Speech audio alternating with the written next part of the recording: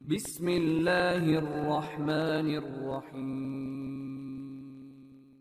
যারা বলে বা বিশ্বাস করে যে আল্লাহ সব জায়গায় বিরাজমান, তাদের পিছনে নামাজ পড়া জায়েজ হবে কিনা তাদেরকে জিজ্ঞাসা করবেন যে কি উদ্দেশ্য। যদি বলে যে আল্লাহ সব দেখছেন জানছেন, তাহলে আলহামদুলিল্লাহ, ভালো আকীদা। না বলে আল্লাহ সত্তাগতভাবে সবার পেটের ভিতরে বা সব জায়গায় রয়েছে, তো নাউজুবিল্লাহ, সে তো মুশরিক।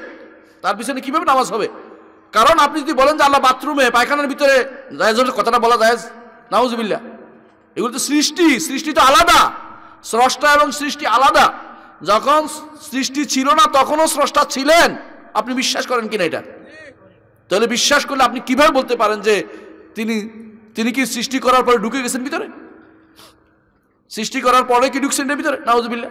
তাহলে আপনি কেমনে বলবেন ভিতরে? তার সব জায়গায় বিরাজমান বলা যাবে না। বলবেন কি তিনি তার আরশের উপর রয়েছেন, সেখান থেকে তিনি দেখেন, জানেন এবং বান্দাদের সাহায্য করেন, প্রয়োজন সাড়া দেন, সব করেন, কিন্তু তিনি আরশের উপরে, এটা বিশ্বাস করতে হবে। আরশের উপরে কি করছেন এটা জানার দরকার নেই, আরশের উপরে এটা বিশ্বাস করতে হবে।